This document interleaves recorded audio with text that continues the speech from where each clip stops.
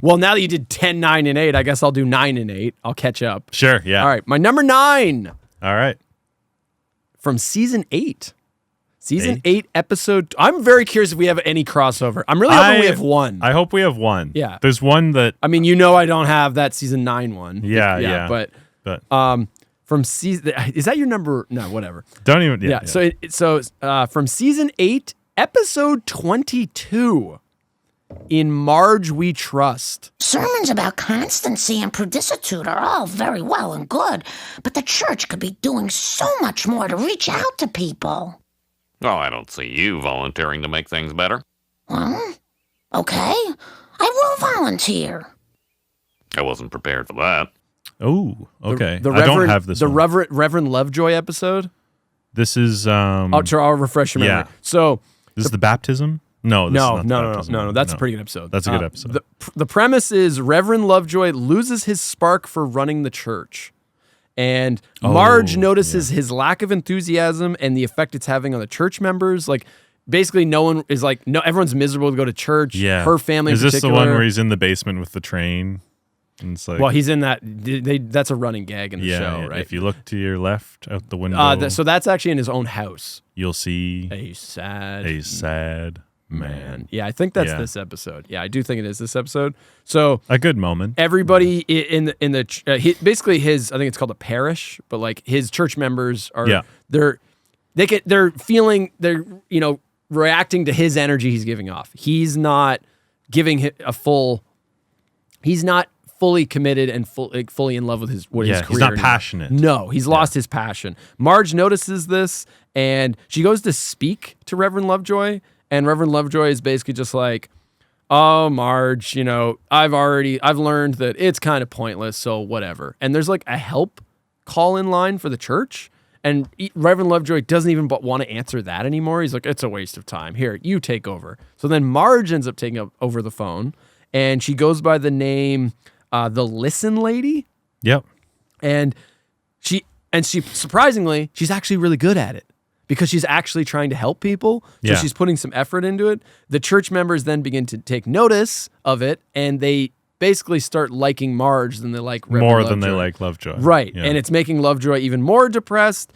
And this culminates in a stupid scenario where Marge gives Flanders some advice that backfires, leading to a never-ending stupid chase with Reverend Lovejoy swooping in at the last second to save the day. That's the plot. Not a fan of this episode. This is one of those ones that even when I said it, you're like, what is this one? This certainly isn't an episode that I think about much, or it wouldn't have been in my top 20 or 30. It wouldn't even crack. That's why this is my bottom 10. That's a good pick. Yeah. It's one of those episodes that's just always kind of a meh. I remember it, and like I don't have any like negative thoughts about it right off the top of my head. I rewatched it when we did our rewatch, but I don't know. So one of the things I did with each episode is because most of these, it's like while it's a bad episode, it has a gold, really funny gag in it. So I have those in here as well. So we'll get to that in a second. But I just want to pick apart why I don't like the episode. Sure. Yeah. Reverend Lovejoy is probably one of the least interesting characters in the show. He's useful for like gags here and there for like one-liners. Right.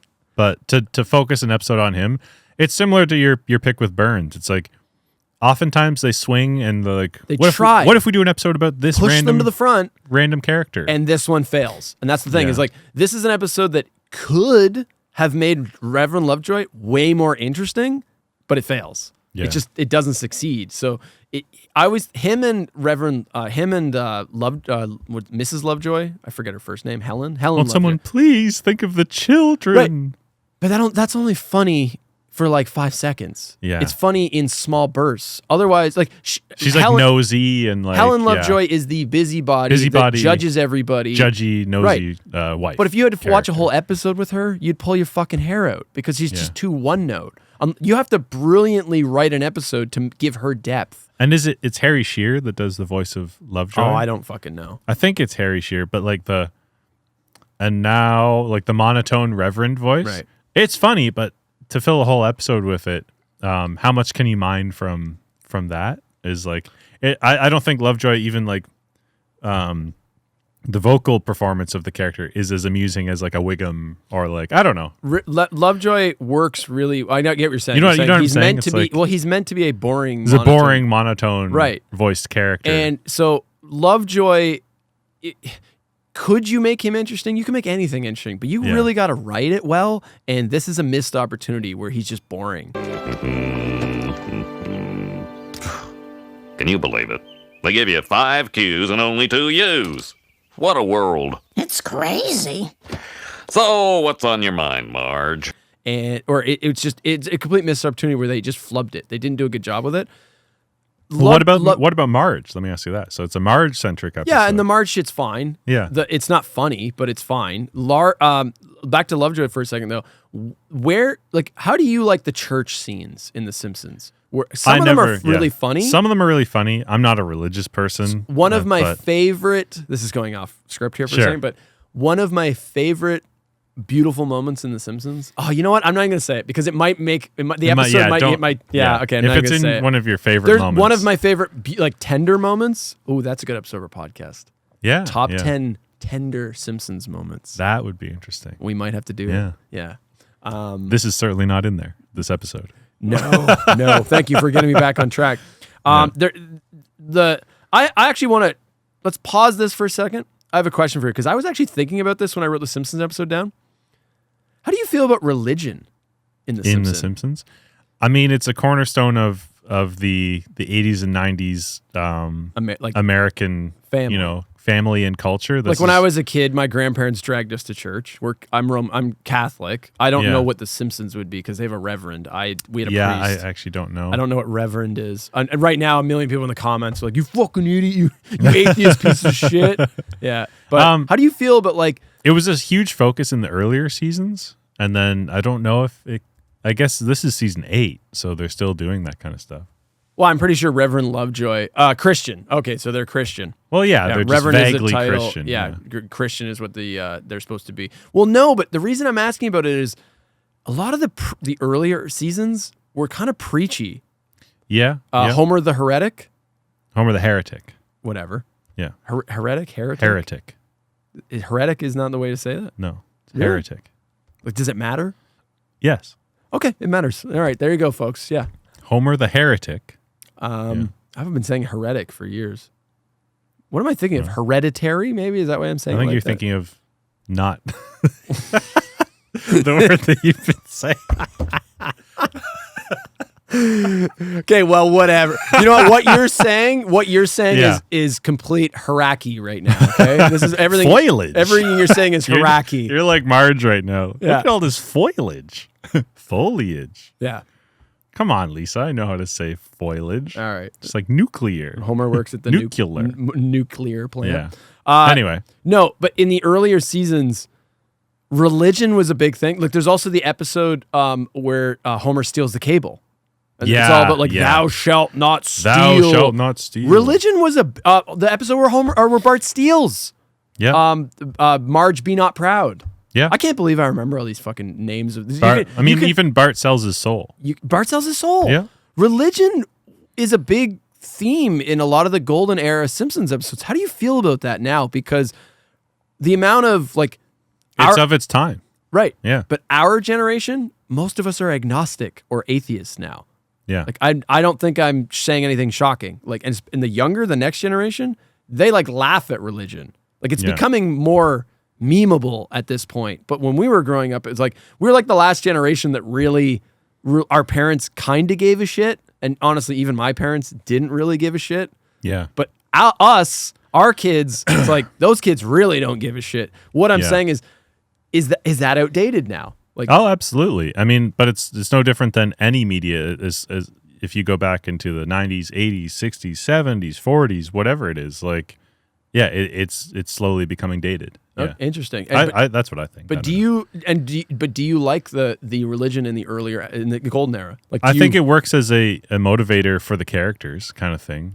They're obviously Christian. They believe in the church and they have their moralistic Christian values, and that serves as a way to cause drama, and it's an outlet for drama for the writers and things like that. That's See, how I view think it. it works very well. I Yeah, don't yeah. think it matters what religion the Simpsons No, it really necessarily doesn't were, matter. because Yeah. all religions at the end of the day are just trying to tell you to be a good person. Yeah. So ultimately, the episodes they're more morality episodes, not necessarily like Yeah. Christian episodes or anything. That's how I view it. Yeah. Okay. It was just interesting side topic. I Yeah, thought I'd bring up yeah. because I thought about it as I was watching. I thought, man, how out of date is it that the Simpsons are like they're a religious family and they go to church every Sunday. It's like families don't really do that anymore. Yeah. You know. So I just thought it was interesting, and yet George Bush didn't like the Simpsons. Yeah. Yeah, Mr. Republican didn't like this Christian, church going family. They should have been more like the Waltons. Upstanding people. Back to the episode. So they try to give, you probably don't remember this. They try to give, when Marge initially goes to Reverend Lovejoy, they give Reverend Lovejoy a flashback, and you see how he got to this defeated, apathetic version that he is now. Yeah. It's like a flashback to like the 70s. It's like, I think it's supposed to be like the 70s, and Lovejoy's got like it's when he first comes to the parish, when he first comes to the church. He's got like a guitar, Yeah. and like long like hippie hair, hippie and he's hair. like smiling, and he's Yeah. all like energetic. There was, again, this is such a fucking missed opportunity. That feels like an opportunity to So do. they try yeah. to explain why Reverend Lovejoy is the boring, monotone guy that just phones it in. And the explanation they give is basically he met Ned Flanders. Do you remember this? Oh, that's right. Ned wears him down. Ned wears him down. Yeah, because he calls him every day. Right. And, And he calls him to yeah. ask him stupid shit, even when he's like on Reverend vacation. Lovejoy, Reverend And Lovejoy. they Yeah, start yeah. showing it's There's like the montage of his face just being like, and eventually he's defeated. yeah, It feels mean-spirited. it does. Yeah. Like, I actually don't like that explanation. It's like Reverend Lovejoy lost his joy for his career, his calling, because he met one annoying parishioner. Like, yeah. I don't know. That to Yeah, me is a I lame never really thought explanation. about that, And yeah. also the fact that you blame Flanders, it's really mean. Like, I actually like Flanders as a character. We can get into the whole Flanderization. If we want to talk about that right now, we Nah, can. yeah.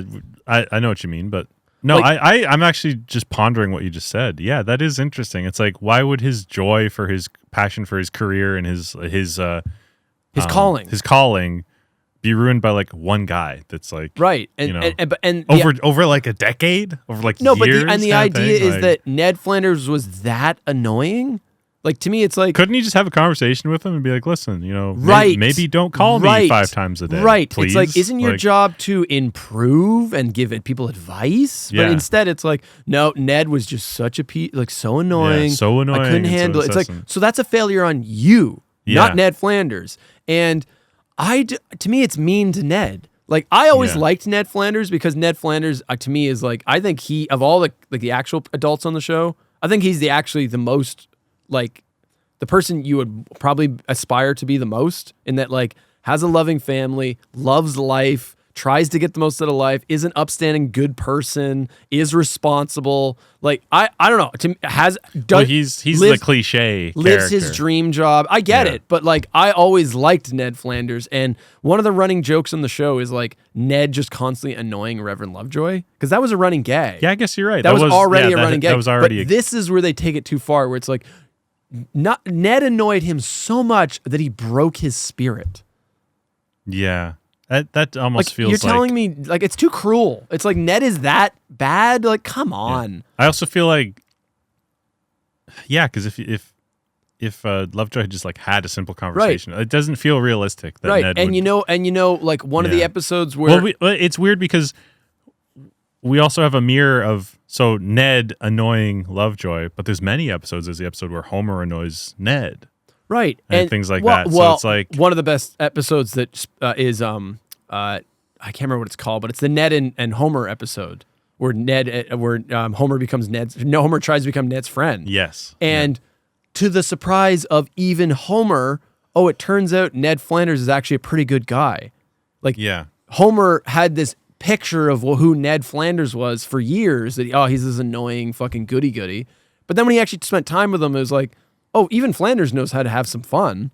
And Flanders like, oh, he goes camping, like he go camping with his family. He has barbecues, like he has a cool pool table in his house. It's like, yeah, he might be a huge religious guy, but he's actually a pretty cool guy once you get to know him. And that even surprises Homer. Yeah. So that's the point I'm making. It's weird then to be like, oh, he's so annoying that he like crushed the soul of this other person. Right. That's what yeah, you're saying. you got it. Yeah. Yeah. Okay, back to Ned Flanders. Do you remember how this episode ends? No.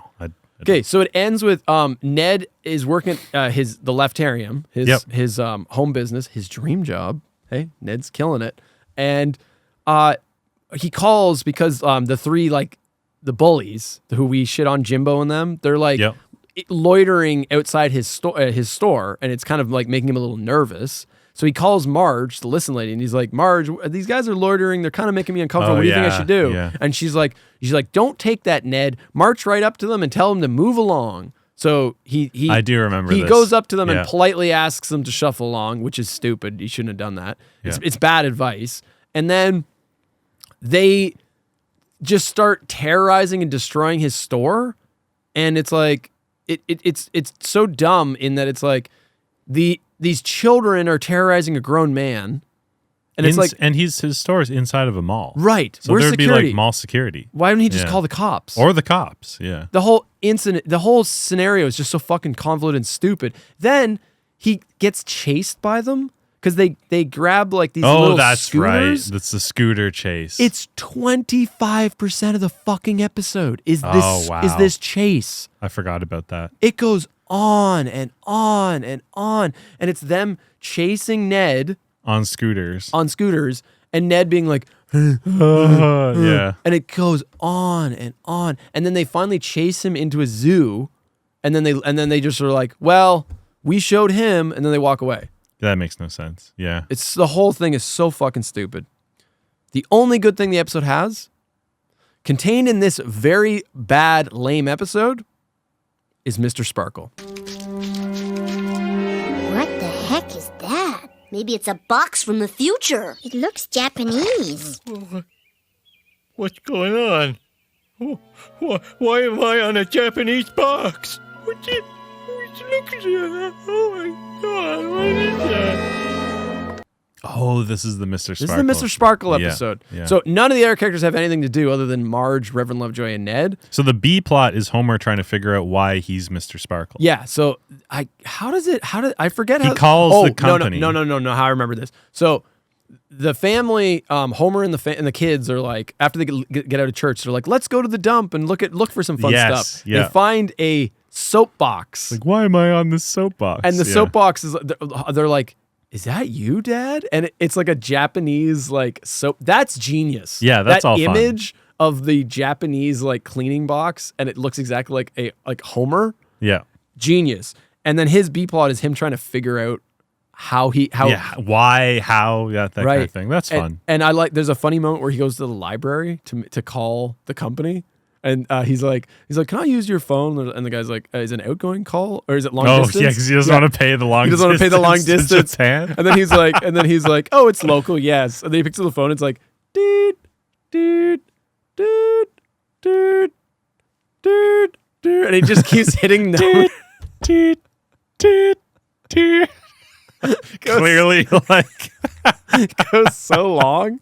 And then the explanation of Mr. Sparkle is actually really funny. It's just that two logos joined together, and it just coincidentally looked. It was like it's a light bulb and a fish. A fish, yeah. And it looks like Homer's head, basically. Yeah. That's hilarious. Fish bulb. I think Bart calls him fish bulb or something. Something like that. Yeah. The other funny moment that I thought was that's probably why I didn't consider this one, because I was probably like, oh, this is a Mr. Sparkle episode. Yeah, but like, dude, it's like 2 minutes in a fucking 22 episode. I think you're right. You're selling me. Like, I agree. It's a bad episode. Yeah. The other funny moment is a side character that neither one of us picked is Mo. Mo's a fun side character. I love Mo. I love Mo's little like schemes and shit. He's got some of the to base an episode around him. He has some very strong episodes. Mo's great. Flaming Mo was almost on my list. Flaming Mo's or Flaming Homer, whatever that episode's called, almost on my list.